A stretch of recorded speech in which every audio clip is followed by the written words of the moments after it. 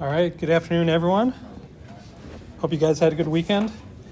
So we're going to start on a new unit that is going to be, I think, a lot more interesting than the previous ones. We'll start to get into more, I think, interesting ideas. So the demo, in this case, is not based on a real-world data set. It's a synthetic data set. And it focuses on polynomial regression. And the idea here is we're going back to the idea of having a single scalar feature, x. But rather than using a linear model, we're going to use a polynomial model, as we can see on the right. So x here is plotted on the horizontal axis and y on the vertical axis. And you can see that we can now construct a model that is a curve instead of a line. So unit 1 would have been a line. And the way that we do that, as we discussed at the end of the last lecture, actually maybe I can ask someone, let's see, is John Engel here? Okay, what about Shreya Gundavarpu? No, what about Yufan Du? What about Sundasharan Chakravarti? Okay, sorry if I mangled your name. So how do we write the model in this case? Not plus like b1 of x plus like b2 of x squared and all the way to like n or something. Yeah, so we always call it D. D is the number of features. So the main idea here is that it's very reminiscent of the multiple linear regression that we discussed in the last unit, except that the way that we're creating the jth feature is we're taking our single feature in the data set and raising it to the jth power. And once we do that, we have a model that's linear in the parameters beta, and that is what matters for us to apply the linear regression framework. This model is not linear in x, but that does not matter. We can still use the machinery we developed as long as the model is linear in beta. Okay, so that's kind of a key point. When we talk about linear models, there's sort of different ways to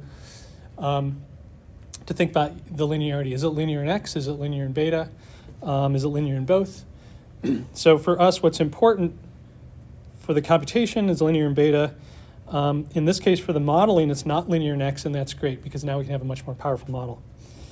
Okay, so, but we said that there's sort of a key question once we take this route. It's up to us to choose the polynomial order that we use. And so the question is, is more better? Or if not, can we somehow figure out how to choose it without talking to some expert that understands the data? Can we just figure this out from the data alone in a sort of machine learning framework? And so that is the goal of this unit. And that problem is generally called model order selection. When you have sort of a family of models of different complexity, and you have to figure out how to choose the complexity. You don't want it to be too simple. You don't want it to be too complex, as we'll see in a moment. Okay, so that's kind of that's the goal here, selecting D from the data. So just a little bit more about our synthetic data set that we created. We have a true polynomial model. It's going to look like this, f of x.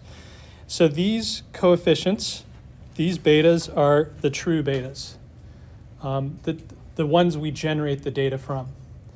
We would love to be able to estimate these same betas from the data we're given, but that's generally going to be impossible. We'll hope to get close. Also, the true model has a particular order, 3. It's truly a cubic model. That's another thing we don't know that we're going to be trying to learn from the data, is what is the model order. Now, it would be boring if our targets fell completely on that polynomial curve, which is the red curve here on the slide. So to make it less boring, what we're going to do is we're going to write yi as this function f of xi, but then we're going to add a small noise.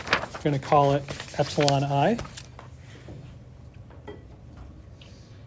Of course, this noise is going to be different for every data sample we collect. And the way we're going to generate the noise is going to be normal or Gaussian distributed. So this is a new notation. I don't think we've seen this, but we'll see it a lot from now on. This is Gaussian. This is the mean 0, and then this is the variance. Okay. And it's just some variance sigma squared. And as a result, the blue dots, you can see, never quite fall on the red line because there's this zero mean noise. Like half the time, roughly speaking, they fall above the line, half the time below the line. Sometimes they're pretty close to the line, sometimes they're farther away. That just has to do with the Gaussian distribution. Okay. The other thing we're doing is that even the feature values, x, are going to be generated randomly. And the way we're going to do that is we're going to sample 70 times. We're going to have 70 points in our data set uniformly over the interval from -1 to 1.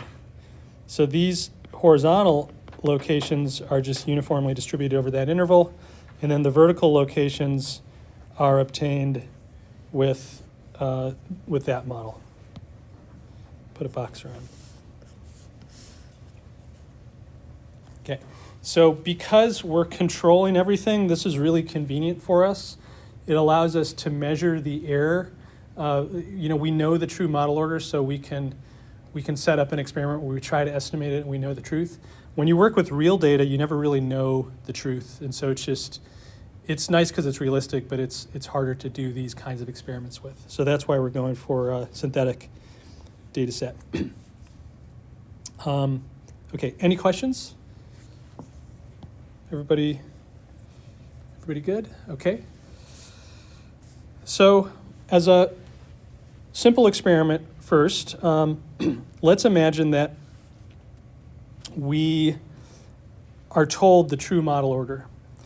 And let's say that we're told, that it's 3. And so now we can construct a polynomial model, and we can fit it using least squares, using the same sort of equations that we developed in the last unit. And if you do this, you get the green line here, green curve. And you can see the green curve is pretty close to the red one, which is the true curve, even though the data is really noisy. And so that's sort of, maybe it's kind of impressive. That's the power of this multilinear regression. So it really does work pretty well. Of course, it's not perfect, but it works pretty well. Okay, so that's sort of, one message of this slide. The other thing about how we're doing it, we could have used this linear model linear regression, which we introduced. This is the scikit-learn method we introduced last time.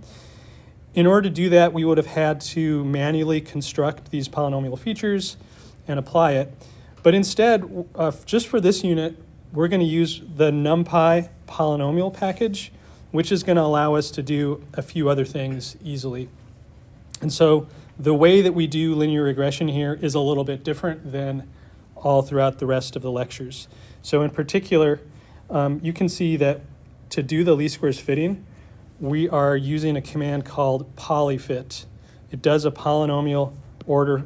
So you tell the polynomial order D, in this case 3, and you give it the x data and the y data, and it does the least squares. It's using exactly the same equations that we developed in the last lecture. It's just a different package than the scikit-learn linear model package. Okay. So the other nice things we can do with that is you can do like polyval. So once we compute the beta coefficients, we can, with those, okay, so like this is a little bit, just sort of the mechanics. in order to plot these red curves, we are making sort of a new set of x values that are it's like a grid.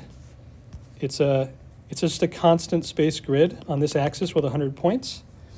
And we're using polyval on that constant grid to make this nice curve, the red one and the green one. So those are some of the extra things we can do with the polynomial package that makes it convenient for us right now. Okay, so those are sort of the main takeaways on this slide. Basically, if you know the true model order, things work really well. But that's actually the whole challenge. Let's look at some examples of other model orders.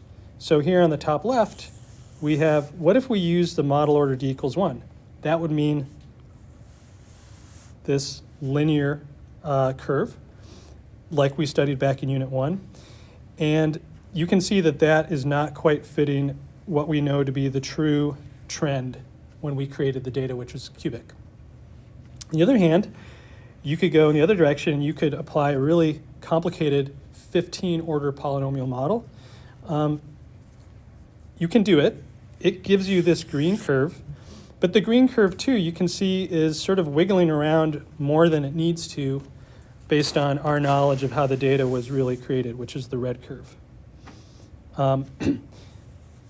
Here's another illustration that's maybe it's a synthetic, hand-drawn illustration, but I think it's maybe even more to the point. So if you have a data set like this and you applied a linear model, you can see that obviously misses the main trend of the data, which is sort of U-shaped. On the other hand, maybe you could use a polynomial model of a low order and get something that fits the data pretty well. Or you could go crazy and you could use a very high polynomial model, something that maybe goes through almost every data point perfectly. So this is sort of a range of possibilities. When D is too small, we call that underfitting. When it's too large, we call it overfitting. Can anyone give me sort of a qualitative description of overfitting? What is it that's happening like in this picture? It's fitting to the noise. Exactly. It's not fitting to the trend of the data. It's getting distracted and really trying to hit the noise values. So we don't want that to happen. Now, of course, the hard thing is we don't actually know what is noise and what is not noise. That's what makes this difficult. But yeah, we don't want it fit to the noise. And can anyone say why we don't want it fit to the noise? Because that's not part of the actual trend we're trying to figure out. Well, there's maybe another more direct reason. Anybody have a guess? Yeah. This vector noise is specific to the sample. Yeah.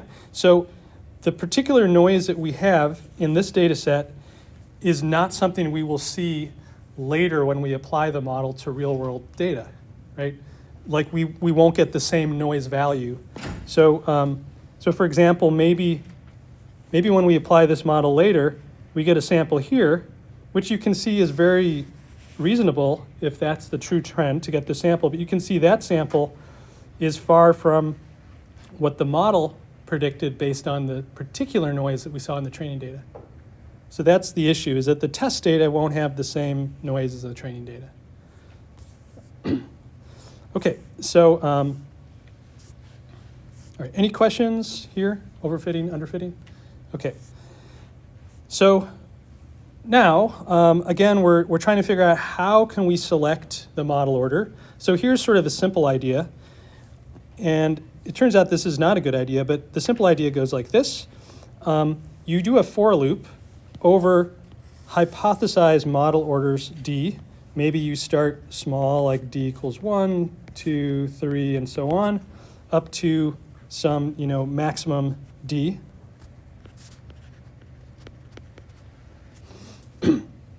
And for every one of your hypotheses, you compute the least squares coefficients. So that's going to be a vector of D plus 1 coefficients. And then you see how well that worked by looking at the training mean squared error. So this is a new term. So this is called actually the sample mean squared error. And this is nothing more than the RSS normalized by the number of samples.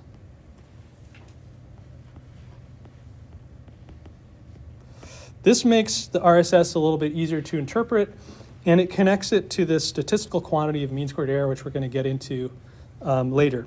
So this is what we're going to call the sample mean squared error, because it's something that we're computing just from a sample average versus the true statistical mean squared error, which is something we'll be able to derive if we have a statistical model. Okay, so this sample mean squared error is nothing more than the normalized RSS. And so all we're doing is we're looking at RSS divided by n, and we're plotting it as a function of the hypothesized model order. And you can see the trend is that it starts high. Remember, the true model order was 3. So when you use 1 and 2, it's a really bad fit. The mean squared error is very high. When you use 3, all of a sudden it jumps way down, and now it's reasonable. But what's interesting is that if you keep increasing D, your sample mean squared error on the training just gets better and better and better. It actually never gets worse. It won't ever get worse. So if you're applying this simple idea and saying which D worked best, you would always choose D max, because that will be, it could be that D max is 0, or some of these are 0, but that D max would be no worse than the best value. So that's not going to be a good approach, because this leads to overfitting. So again, the main thing is that the sample mean squared error on the training data, so this is really important, this is computed on the training data, this thing is decreasing with D, never increases. Okay, so is what I'm saying here clear with this little, it's kind of a naive approach, and it turns out that, yeah, this is always going to tell us to use the largest model that we've considered, which is not going to be very useful. Let's try to understand a little bit about why this happens. So if you think about what happens when D equals 1, it's sort of like,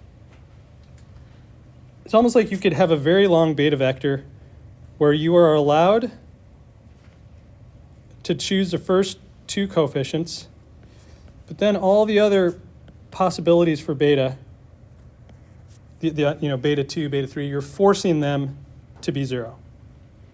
That's effectively what you're doing when you're using D equals 1. You can only have non-zero beta 0 and beta 1.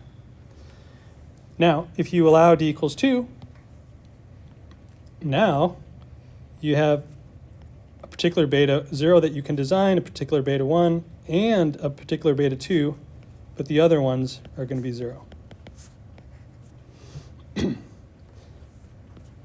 Now, if you allow D equals 3, or if your hypothesized model order is D equals 3, now you have 4 non-zero values, and then the others are forced to be 0, and so on. And so when you step back and look at what's happening here, every time you increase D, your model is only more capable than it was before, because instead of forcing this to 0, you allow it to be possibly better than 0, right, for fitting the training mean squared error. Because training mean squared error is what this least squares method is trying to do. It's trying to minimize that. And you're just allowing it more freedom to do its job. So it will be no worse if you give it that extra freedom. If for some reason the optimal beta 2 is 0, it will find it. Probably it's not going to be. It's probably going to be positive, and so your training performance will get better. And then if you increase your hypothesis to D equals 3, now this one is freed and this one is not constrained to be 0, and you'll do even better, and so on. And so that's why things just tend to get better and better until at some point, in a lot of cases, you can actually get to a perfect training error of 0. And the reason that this happens is, if you think about, this is the sample mean squared error. For this sample mean squared error to be 0, this whole vector has to be 0, right? So the question is, can I perfectly match my training targets with some setting of this.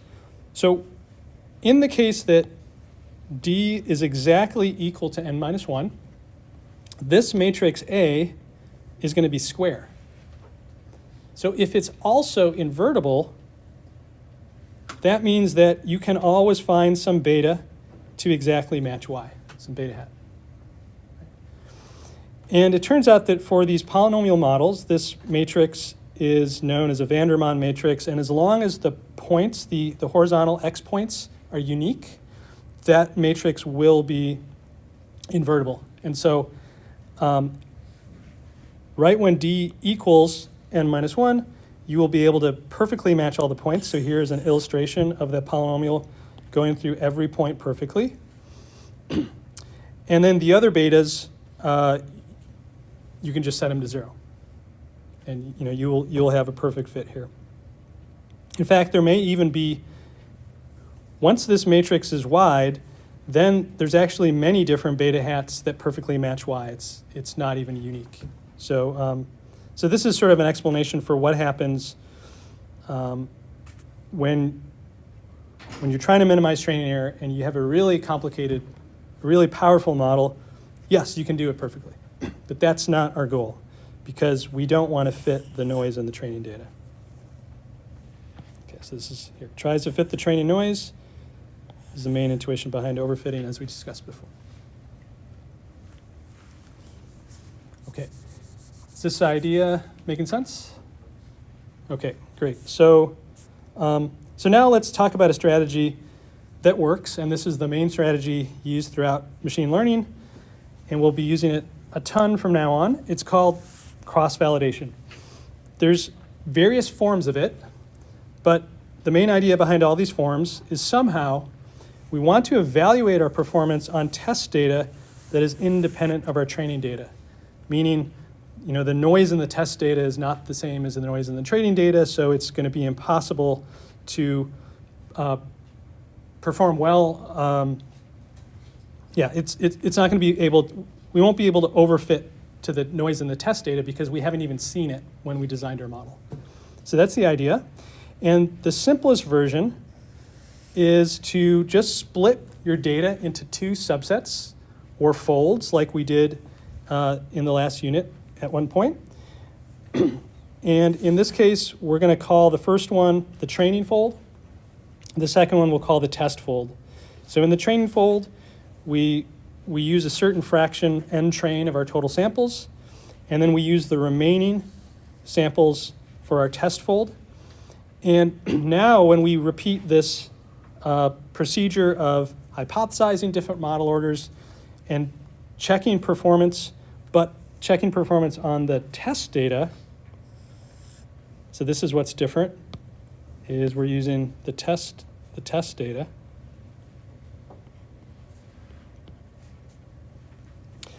Now we see that this performance does not get better and better. So the green one is the new one, and you can see that as we increase our model order here, actually things start to get worse at some point. It starts to go up. And this is because we're actually getting penalized for fitting the noise on the training data. We see that that is actually hurting us on the test data. Yes? Is there an optimal ratio, I guess, between your test and your training data? There's no real optimal ratio. The most common one used in practice is 80-20, but there's nothing optimal about that.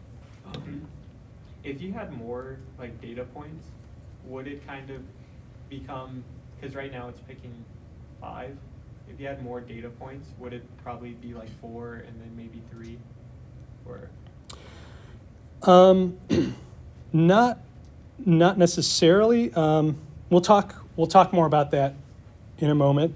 But I think your observation is that this method is not perfect, and that's true. This does not solve the problem. We're going to have a refinement of this method that itself is not perfect, but it's going to get closer. So yeah, this is better, but not perfect. So Do the two So is it- graphs continue to diverge as D increases until it hits, or as the order increases until it hits what D was? Or will it dip back down to the D point? Yeah, on some data sets. The test, will the test it back down? Yeah, like the green and the blue are diverging. Yeah. So it's sort of an interesting question, but for our purposes, the answer is going to be no for right now. There actually is sort of some recent research that shows that in particular environments, this does go up and then it comes back down. It's called the double descent curve, but we're going to focus on the simple case now, which is what usually happens in most settings. Okay. So yeah, so the blue one is going to go down, and at least it will never come up, whereas the green one will go down. It may actually go up and down a bit, but eventually it will go up when your model order is too high, when you're overfitting. Okay. So this is the new strategy. And it's again a pretty simple one. We just create this curve and then we choose the D that minimizes this the test sample MSE, which in this case would be 5. Okay. Okay, so this is the simplest version of this, but let's make sure this is understood before we move on. Is everybody good with this idea? Yes. It looks like it has the same SMSE for model order 3, 4, or 5. So It's that doesn't really close. matter. Yeah, they're very close. If you zoomed in, you'd see that 5 is just a tiny bit lower. But your point is valid in that none of those numbers are perfect, and some of them are very similar. And that kind of will lead us in a couple slides to pay more attention to that. For now, we'll pause on that idea. Right. I had one question. It's not directly related, but what if we use one independent variable, but it is like a combination of 2 or 3, like it's ratio of 2 variables? So maybe you're asking, like, I'm not sure, but like back when we came up with this model, I'm not sure if this is what you're asking. Like, if we originally had not a scalar, but like 2 different features, we could construct new features in various ways. We could take the ratio of them. We could like take the product. We could take one to some polynomial order, another to a polynomial order. We can do all kinds of crazy stuff if we want. But what the problem we face is now we've made this really complicated model, and it's not really clear if all that complication is helping us or hurting us. Because like in this case, with the polynomial model, we see that when we make all these coefficients with higher and higher polynomial orders, it's actually hurting us at some point. Even though the training data is going down as we use all those additional coefficients, the test performance is starting to come back up again. So it's actually hurting us on the test data. So a more complex model is not necessarily better. Yeah, so the whole goal now is, given some model where there's some sort of sorted coefficients, at what point do you just stop and say no more? In the next unit, we're going to be a little bit more fancy, and we're going to say, like, I have a whole bunch of coefficients. Which subset do I want to use, and which subset do I want to ignore? But in this unit, it's simpler. We're just assuming they're sorted in, like, good, maybe less good, less good, less good. At some point, we're going to say no more. Okay, good. All right, any more questions? So this is cross-validation. So that's the simplest version, where you just take your total data and you split it into 2 pieces, training and test. Now, the trouble with that is generally speaking, we want to have as much training data as possible, and we want to have as much test data as possible, and there's this sort of zero-sum game, whereas the more training data I have, the less test data I have, and vice versa. And so there's sort of an issue. So it turns out that there's a way to get around this issue if you allow more computation. And this is called k-fold cross-validation. And in the k-fold idea, it's a little bit more sophisticated, but it goes like this. I'll first explain it just with a picture. So this is your total training set, like this. Maybe this has, just for sake of discussion, let's say that this has 100 samples. So what you'll do is you'll actually do this procedure 10 different times. The first time you do it, you'll use the first 90 samples as training and the last 10 as test. And you can compute the test mean squared error and record it in this case. Now, you repeat this by using these ones, so samples 80 through 90, or 80 through, let's say, 89. Use those as test, and use all of these as training. And when you do that, you can measure the test mean squared error on those samples and record that. And you go through all the different combinations. And so if I have 100 samples and I split this up into these, this is what, when we say k-folds, what we're saying is we're going to split up our data into k pieces and use all but one piece for training, the other piece for testing, and then redo that for all combinations of test and training. So now I will have, in this case, this picture is for k equals 10. I will have k different mean squared errors, for all these different cases. To get the final mean squared error for my design, I will just average them with this sample average. And this is the final number that will determine my guess of performance. And again, the whole point is that we never use the same data for training and for testing. It's always split. But the advantage here is we're always using 90% of our data for training, right? Not like splitting it in half and using only 50%. But we still are using all the samples somehow for testing also. So we're getting kind of, simultaneous advantages. The disadvantage is extra complexity because we have to fit our model now 10 times to get the information we want. So as long as you can afford that, this is worth it. Some cases, you can't afford it, so you don't do it. So it really depends on what kind of hardware you have, how big your data is, all that stuff. Okay, so let's come back to the idea. So it's important we understand this. Does anybody have any questions about how we're doing this? Yes. How do you choose which of the K models to use? Okay, so all this is, right now, this is just for evaluating the performance of a given, let's say I hypothesize D equals 1, and I want to know how well is D equals 1. So what we said before is like split the data into training and test, train with one half, test with the other. Like that would be for D equals 1. Now we're saying, for D equals 1, I do actually 10 different fits, and I average the results, and I get a single number, and that's what I would have for D equals 1. Now when I also want to do D equals 2, I have to do everything over again. Yeah. Right? So it starts to get expensive. Yeah. Yes? What happens if you change the ratio between your training and test data? Because right now we have 90-10 plans, you do like 20, 70, 30. Does that change anything? It's a good question. It's not done. So this is like the standard K-fold. There is a variation on this. So let's see. So another thing I should mention, that I haven't mentioned yet, is when you do this, different from what the picture shows, you actually want to shuffle your data. You want to randomly shuffle it. And the reason is the following. Often data sets, when they come to you in raw form, are somehow organized in a way that you don't actually want. So for example, maybe someone sorted the labels from small to large.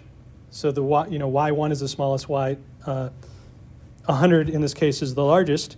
So the problem now is if that's how your data is sorted and you don't do any shuffling, then the test fold here would have all the high values of Y, and these would be all the low values.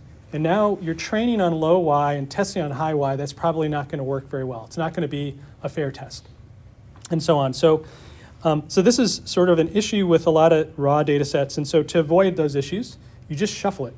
You just randomly order all the training data. And now this little piece here is just some random subset of samples from your data. So when I was going to answer your question, it's that there's a variation on this where you actually repeat this process shown here several times for different random sortings. because for a given random sorting, that will affect all these numbers. When you sort them again, you'll get slightly different numbers. And if you sort them a bunch of times and average, things start to get more and more true and not like as subject to the particular instance of sorting that you did. So that is sort of a variation on this that's a little bit more expensive, but is also common. Okay. Okay, so any questions again on the sort of the main way that this works? Is this making sense? K-fold? Okay. The typical values that people use are 5 or 10. Most typically. Again, what's expensive about this is it requires k parameter fits. So if you do 10 k-fold equals 10, that's going to be twice as expensive as k-fold equals 5. But you'll get to use 90% of your training data at every time instead of 80%. So there's sort of an extreme version. The extreme version of k-fold is called leave one out cross-validation, and it uses k equals n. That means that this fold has one sample, and then this has all the other samples in your data set. So if your data set has 100 samples, and you do leave one out cross-validation, that means you do this 100 times.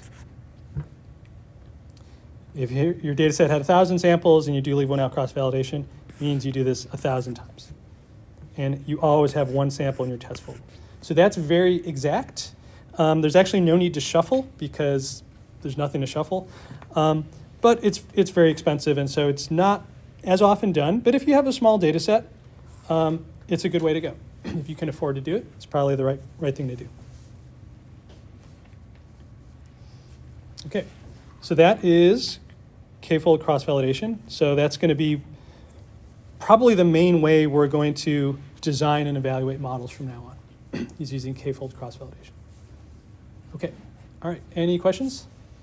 Okay, so let's talk a little bit about the implementation. First, I'm going to show you a little bit of a manual approach. Later, there's actually some even more sophisticated ways to do this, but they kind of hide what's going on. And so I want to show you how it's done so you understand it. So essentially, the code on the right is a nested for loop. So there's an outer loop, which is over folds, and there's an inner loop, which is over model orders. So here is the loop over, this is the loop over folds, and then here is the loop over model orders. So you can see that in the model order loop, you are using different values of D, the model order, and you're trying them, and that's all for a fixed fold. Okay, so in the outer loop, the tricky thing is really splitting your data. So in the outer loop, you're going through, like the first time you're doing the outer loop, something like this. Second time you're doing it, something like this, and so on. So the most difficult thing to implement is to figure out, like, what are the indices of my shuffled data that are for the test, and what are the indices for training? So fortunately, sklearn gives you a nice way to do that using this, this command here, or this object, k-fold object. Here you tell it how many splits you want to do, like what is k. You tell it if you're doing shuffling or not. So yes, we want to do shuffling. And then in this outer loop, you apply that k-fold object to your data. And what it does is it returns for you the indices that you use to split into test and train in that iteration of k-fold. So these indices, this index object really has a pair of the training indices and the test indices. So you can split those out. And now here you can see this is how you use them. We take our total X data, we look at only the training indices, we call that XTR. And when we look at the test indices, we call it XTS. And once we have the data split up this way, you can see down here, it's pretty straightforward. You use the training data to do your fitting, and then you use your test data to make a prediction and compute the mean squared error. Okay, so the hardest part is getting these index sets, and that is handled by sklearn with this k-fold object. Okay, so in terms of the math is going to be important because we're going to use it in the next slide. So let's call the sample MSE, we're going to put two indices on it. D is going to be the index of the model order we try, and then K is the index in our k-fold loop. So if we're doing 10-fold cross-validation, K will index from 1 to 10. So every time we fit a model, it's for one combination of model order and cross-val split. Once we've done all capital K cross-val splits, we are going to average them over K, and now this is finally our estimate of the sample mean squared error for that model or hypothesis D. Okay, I'm putting a bar on there because that's the notation we have for sample mean, and you can see this really is sort of like a sample mean over these quantities indexed over K. So that's what this bar means. It's the sample mean, and it's a function of D. This is what's going to give us this curve. The curve here is showing, what is the performance versus model order, and that is this line here, which we got through cross-validation. So once we have traced out that whole curve, we can just look for where is the lowest point, choose the D, which minimizes that curve. That would be the kind of simplest approach. Okay, is everybody clear with this? Okay, so again, sort of what that code did is it computed these values, and then it averaged them together, and it did that for every hypothesis of D. And so now we have this error for each D, and we can just find the value of D that minimizes the error.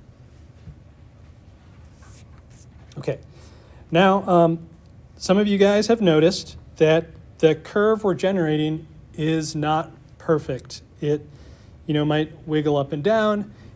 Some values might look like they're almost exactly the same. And if you think about what happens when you do this, every time you run this code is going to be a little bit different because of the random shuffling that you use. So yes, these numbers are definitely not perfect. They change. Every time you run your code, they're different. They wiggle up and down. So that's important to understand and even to quantify. So now we're going to talk about how do we quantify this. So the whole problem we're wrestling with here is that this sample MSE is imperfectly estimating some true mean squared error. The true mean squared error, we're going to derive it later. It's something you can derive if you make some probabilistic assumptions on your data. But the thing we're generating in our code is changing every time we run it, and it's definitely imperfect. So the question is, how imperfect is it, and how do we compute that? So we're going to use something called the standard error. So this is a super important concept here, the standard error. The standard error is essentially it gives you a confidence bound on any average-based estimate. So in particular, when you look at this curve, you see these little error bars here, right? How many of you guys have seen error bars on curves? Right? Probably, I'm thinking everyone has. So if you ever wonder how are those error bars computed, this is exactly how they're computed.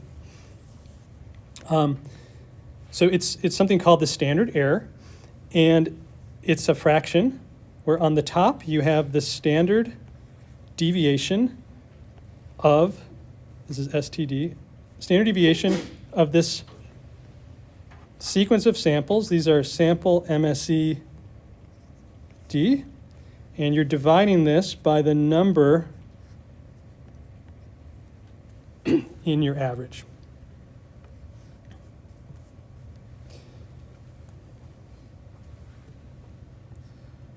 Okay, so let me just again try to explain this. So what we're starting with is for every fixed D, we have capital K different values of this. We got one from each fold. On one hand, we can just summarize, we can just average those to get this bar. But if we look at the deviations from the average, that tells us something about how imprecise they are. If we see that these values are deviating a lot from their average, that tells us that probably those values are not very precise. If they're very close to the average and they're almost always exactly that, it tells us we have a lot of confidence in that average. Okay, so that's the main intuition. And the way that you get, more precisely that confidence bound is you take the standard deviation of that sequence of values, and then you divide by the square root over the number of elements in the sequence. Okay. So this thing we're describing here as a particular thing we can use for k-fold cross-validation, but you can actually do this for any average-based estimate.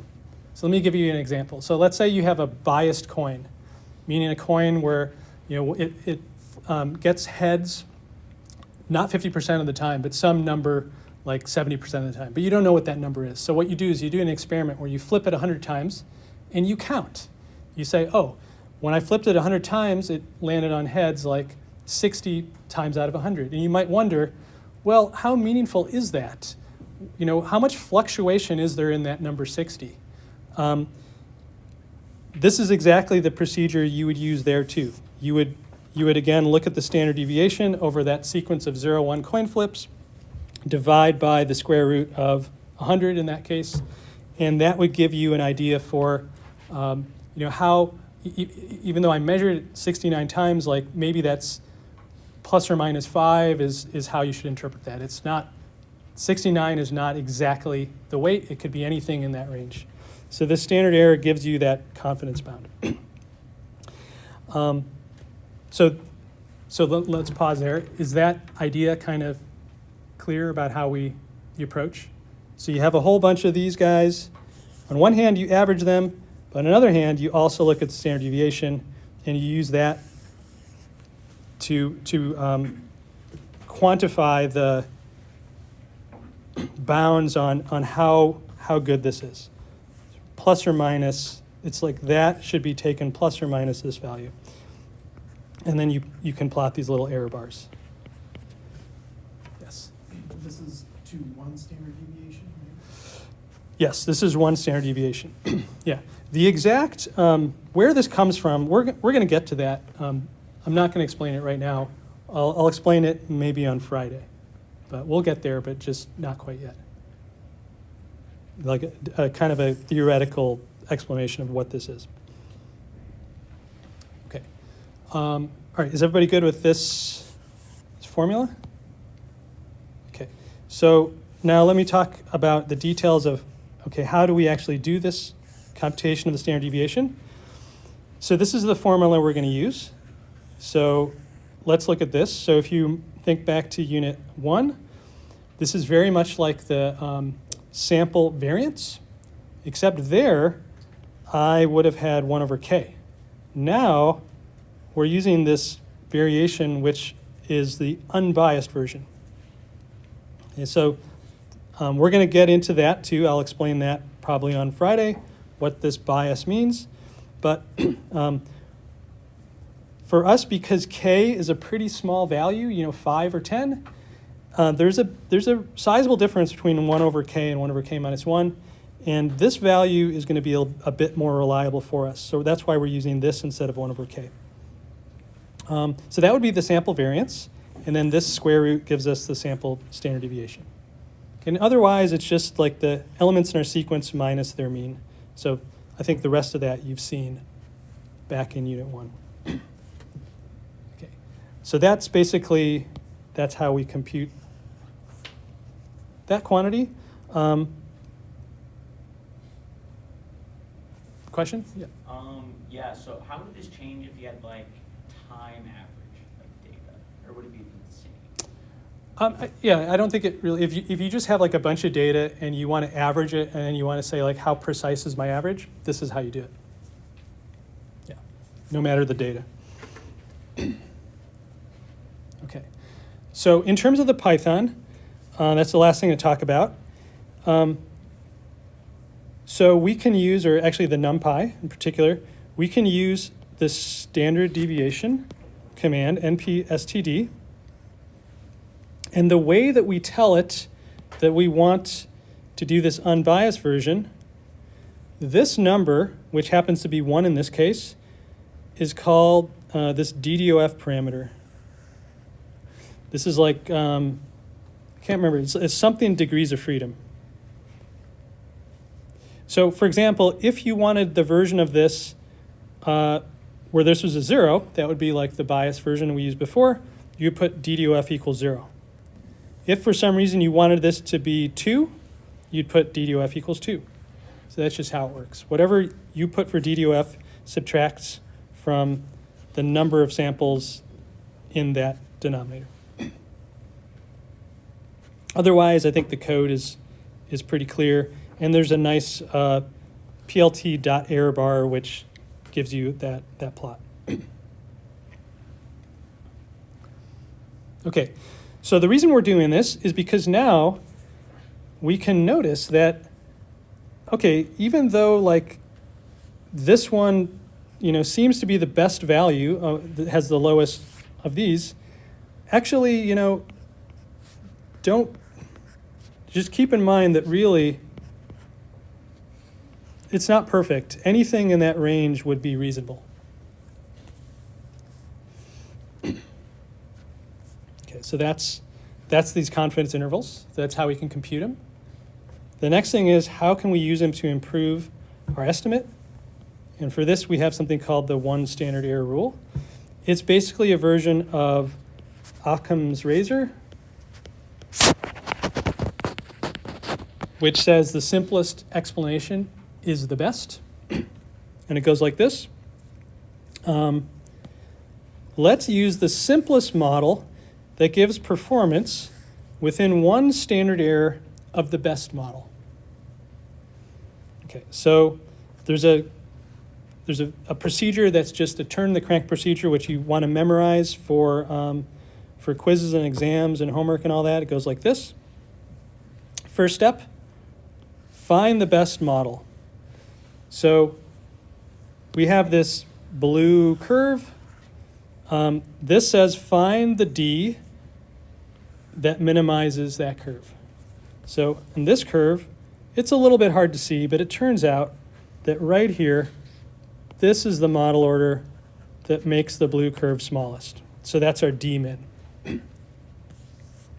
Then it says set a target, which is basically the top of the error bar at D min.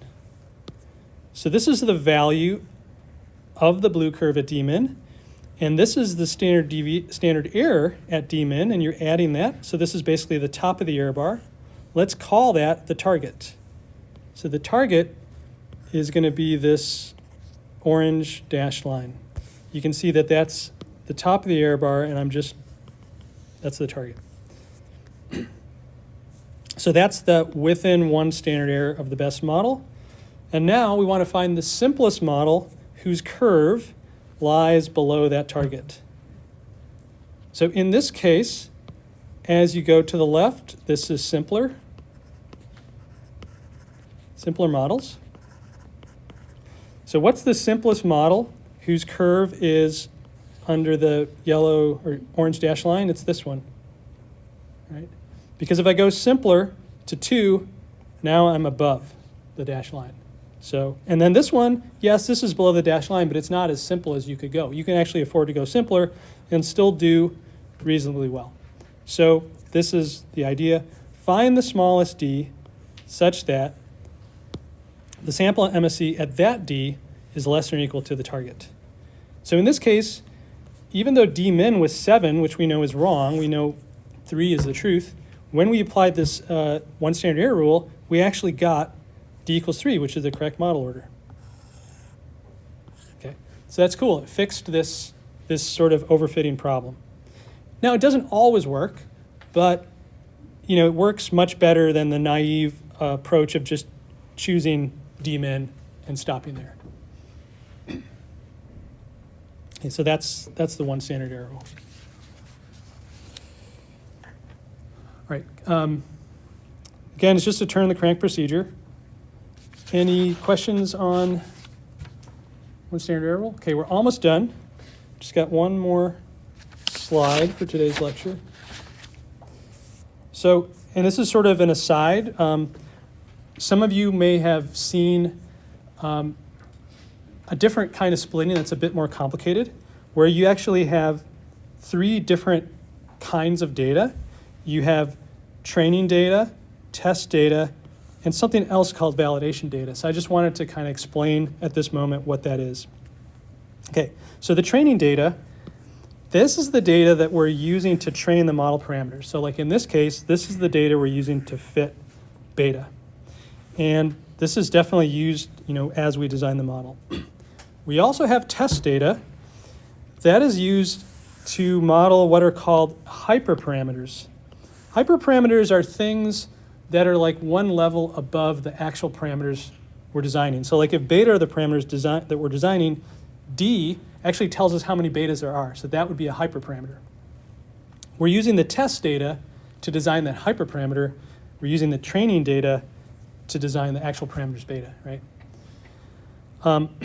But now, if I want to get a really independent verification of how well this whole design is working, I wouldn't really be able to use either of those data sets because they've already sort of been used. I need yet a third data set that is independent of that. And that's what the validation data is for. So the validation data is something that you're only allowed to use only after you've finished your design. If you somehow do your design, measure performance in the validation data, and then say, oh, actually that's not good enough, I'm going to go back and change something, now you're actually using the validation data for your design also, and it's no longer independent data. So it's really important that this validation data is something that does not affect your design at all. It's something that's held out and evaluated after your design. And the way that this is done most often in practice is when there's a machine learning contest. So what the contest organizers do is that they take part of the data and they hold it privately and they don't tell anyone what it is until after the whole contest is over. And at that point, they tell you this is how your models worked on that piece of data. You never get to use, that way you never get to use it at all. So the data that they give you, you must split into training tests or do k-fold or however you want to do it. You can use all that data for your design, but then that validation data, that's something that is private and you never get to use it. And that's what I'll do at the end of the semester with the project too. Okay, so the key point is that these two are used during design, but the last one you can't use during design, otherwise it's really part of the training and test. Okay, so is that idea clear? Any questions on that? Okay, and the very last thing I want, question? After you use k-fold and you have you're ready to validate the data, would you use the training and the test together to create the final model? Yes, Okay. yeah, I didn't mention that before, but right. So, you've somehow done k-fold or just the simple split, and now you figured out what your D is, you figured out that. Now you just apply that D, go back to your full training data, and use all that data to get your best model. Yes, you definitely want to do that. Okay, so the very last thing I want to say is that there is not actually a consistent use of the terms validation and test in the literature. They're often swapped. So sometimes people will refer to this as validation and this as test, and it's 50-50. So just be aware that when people talk about test and validation, one of them is used for hyperparameters, the other is used for final validation, and depending on who you're talking to, they're using those terms in one of those two ways. Okay, so, and finally in this unit, we're not talking about any validation data. We're only doing training and test. I'm just talking about it because this is probably the most convenient place to talk about it in the notes. So if there's no other questions, then I think that's a good time to stop, and see you guys on Wednesday.